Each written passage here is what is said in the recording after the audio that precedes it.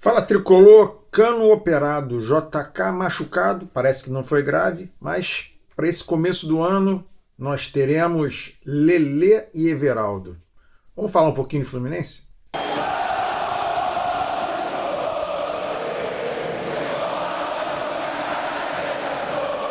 Fala tricolor, vamos falar um pouquinho dessa situação do Everaldo. Estamos agora entrando na terceira rodada, estamos a uma semana do começo do Brasileirão e só nos resta, no momento, Lelê e Everaldo.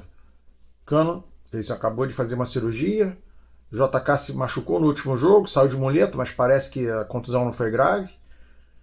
Fluminense deu entrevista durante a semana passada, falando que está à procura de um 9, que vai ser o maior jogador, a maior contratação da história do Fluminense.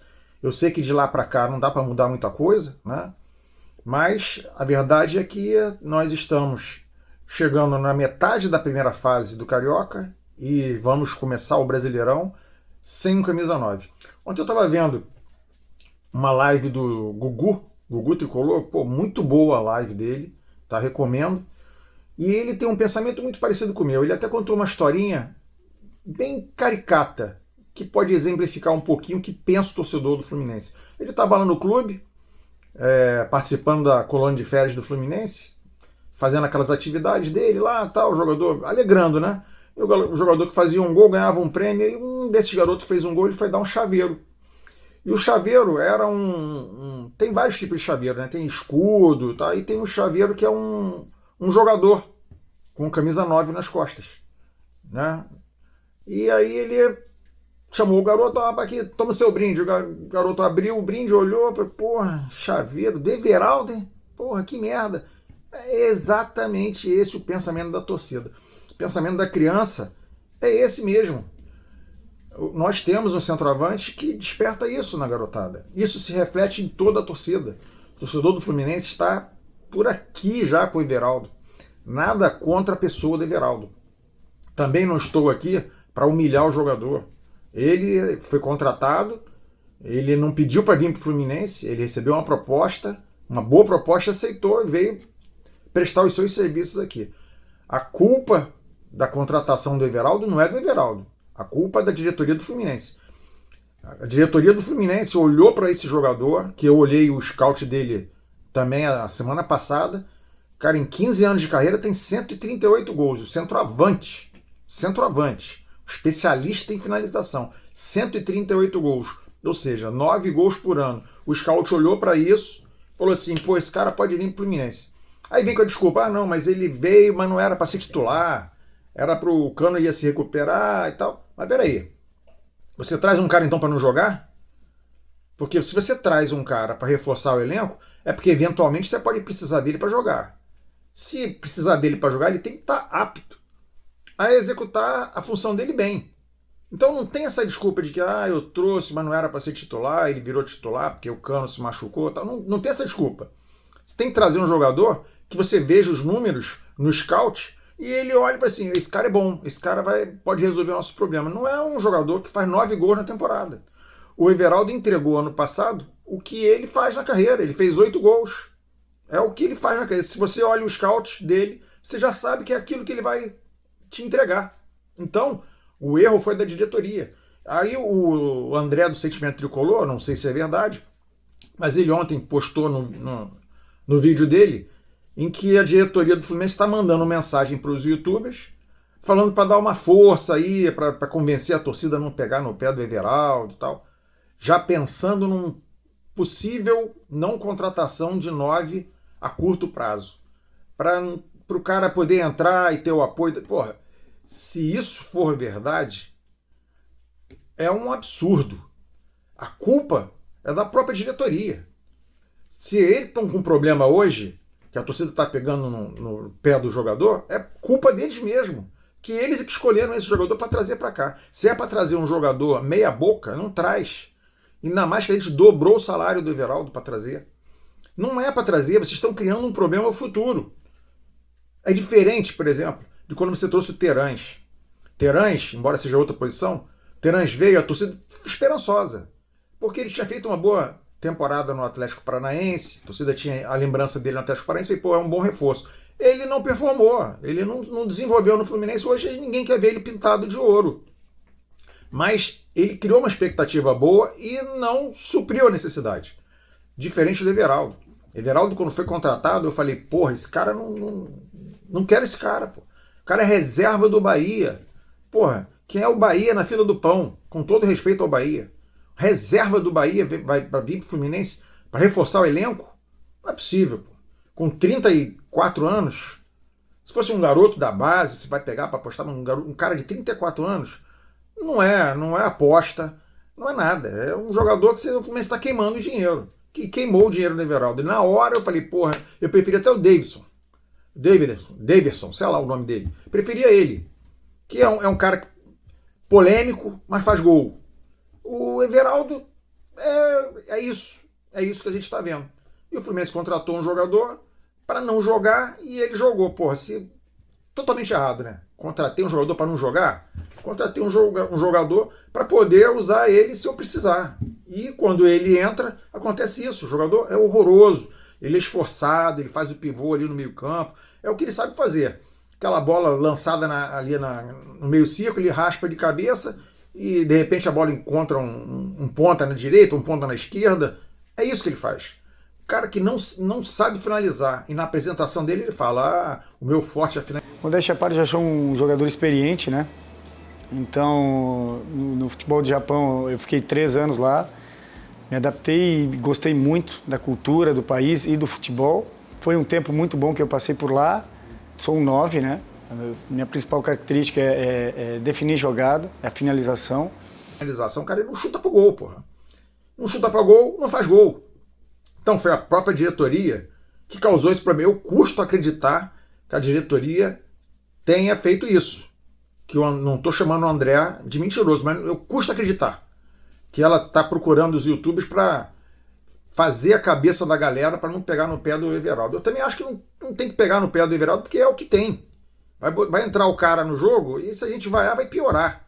Eu, porra, acho o Everaldo um dos piores centroavantes que eu vi no Fluminense, mas eu não vou vaiar o cara. Se ele entrar lá, eu vou torcer para ele, porra, porque ele tá com a camisa do Fluminense, ele tá me representando dentro de campo. Por mais que eu acho ele incompetente, ele ruim de bola, mas ele é esforçado, ele não está ali de sacanagem. É um profissional que está exercendo a profissão. Volto a repetir, o erro foi de quem olhou para ele e falou assim, esse cara é bom pro Fluminense, vou trazer ele, pode trazer. O errado está nessa pessoa. Não devia ter feito nunca a contratação do Everaldo. Jogador pro Fluminense, ainda mais para uma posição importante como essa, é um jogador para vir e, no mínimo, disputar vaga com um titular. No mínimo. Titular o Cano, que já tinha uma certa idade. Então, você tem que trazer um jogador ali, porra, no mínimo, no mesmo nível do Cano, no mínimo. Não abaixo. E o Fluminense procurou sarna para se coçar. Agora tem que aturar o Everaldo mais um ano. Por quê? Porque não tem nenhum clube interessado nele. Quem procurou foi a Chapecoense, que se assustou com o salário, desistiu. Não tem mais ninguém interessado, a gente vai ter que entubar o Everaldo até o final do ano, pagando 500, 600 mil de salário para ele. E o que acontece? O torcedor tá puto com razão, vai pro jogo de quinta-feira, se ele jogar, a torcida certamente vai pegar no pé dele, ainda mais que ali no Luso Brasileiro, que é perto, ele fala e o jogador escuta, e domingo, no Fla-Flu, muito provavelmente é o Everaldo que vai começar jogando, porque o JK tá voltando de contusão, ou vai ser o Everaldo ou o Lelê? Será que vai ser o Lelê e o Everaldo vai ficar no banco? Eu não acredito. Então vai jogar o Everaldo, vai entrar o Everaldo no Fla-Flu. A torcida vai motivar, vai se motivar, vai para o estádio para ver o Everaldo jogar. A torcida vai. Não sei se vai em grande número, mas vai. Mas vai se contentar vendo o Everaldo? Se a cobrança está em cima da diretoria desde o final do ano passado. Ano passado a gente ainda deu um alívio para o Everaldo. A torcida ainda deu um alívio. Não pegou no pé dele, vaiou e tal, mas aturou o Everaldo até o final do campeonato. Esse ano, a torcida queria que o Everaldo saísse. Não pintou ninguém que levasse o Everaldo. Então o Fluminense não tem como mandar ele embora. Tem sim, manda ele embora e paga o salário dele, a rescisão do contrato dele, paga o salário dele até o final do ano. Essa é a opção. Mas isso para quem tem dinheiro. O Fluminense não tem dinheiro. Então vai ter que aturar o Everaldo até o final do ano. Aí começa o ano, a torcida insatisfeita, que não chegou esse 9. Quem tá lá? Everaldo. Aí a torcida vai assim, porra, você não se livrou do Everaldo? Como se fosse fácil se livrar do Everaldo. Não é fácil, porque você contratou um jogador ruim. Se tivesse contratado um jogador bom, seria fácil se livrar do Everaldo.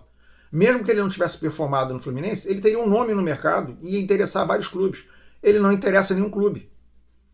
Então, sim, nós vamos ter que engolir o Everaldo até que apareça esse 9. Agora, minha pergunta, e se não aparecer esse 9? E se todos os 9 que o Fluminense estiver contratando aí não vierem? E aí eu vou fazer assim, porra, o que eu faço agora? A torcida tá puta com o Everaldo, eu tenho que trazer um 9. Trazer um 9 a meia boca? Para pelo menos a gente não precisar do Everaldo? Trazer um outro Everaldo? Será que vale a pena? Essa é uma questão, é um dilema que vai incomodar a cabeça do Tricolor em 2026. Se não vier esse centroavante de peso, bom jogador, vale a pena trazer um jogador que não seja o jogador dos sonhos do torcedor? Um jogador para compor elenco, para mais um Everaldo ali, que pode dar certo ou pode não dar certo, mas do mesmo nível? Não sei se vale a pena. Agora, a minha pergunta é a seguinte para você, torcedor. Ninguém gosta de Everaldo, né? Como eu falei, não estou aqui para execrar o jogador. O jogador profissional está exercendo a sua atividade lá. Não estou aqui para acabar com a carreira do Everaldo. Eu estou olhando como torcedor do Fluminense. Como torcedor do Fluminense, eu não queria que o Everaldo jogasse no Fluminense. Que ele tenha boa sorte em outro clube, que vá, que arrebente em outro clube lá. Mas no Fluminense não deu certo. E a torcida não engole ele.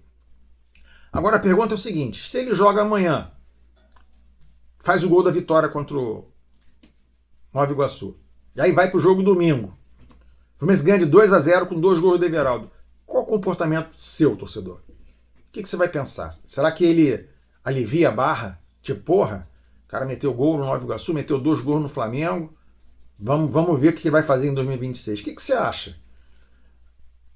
O Everaldo fazendo gol no Flamengo, você daria um voto de confiança para ele em 2026? Futebol realmente é muito dinâmico. Um jogador odiado pelo torcedor, amanhã ele pode fazer alguma coisa e a torcida esquecer esse ódio e passar a amar o jogador. Não estou dizendo que vai ser o caso do Everaldo, mas na história tem vários jogadores assim. O próprio Arias, quando veio para o Fluminense, em 2021, a torcida xingava ele, chamava de cabeção, que a cabeça dele pesava mais que o corpo, que não sei o quê. Eu lembro que ele fez um gol na Libertadores em São Januário, acho que foi contra o Milionários. Teve torcedor do meu lado assim, pô, que milagre, esse cara fez até um gol bonito. Que milagre, porra, esse cara não presta pra nada e tal. E o Arias depois deslanchou. Mas no passado lá, o Mariano, lateral direito, quando veio pro Fluminense, ele começou mal, a torcida queria bater nele, foi lá na gente para bater no jogador. E depois o Mariano fez uma excelente temporada no Fluminense, em 2010, 2011, fez uma excelente temporada. E ganhou, quase convocado para a seleção brasileira. Depois ele saiu do Fluminense, foi para outro clube, foi para a Europa, mas a torcida esqueceu o ódio que tinha pelo Mariano. E tem vários outros jogadores assim. Aí eu volto a perguntar, e se o Everaldo fizer gol no Fla-Flu? Você daria um voto de confiança para ele? Comente, compartilhe, inscreva no canal e saudações tricolores.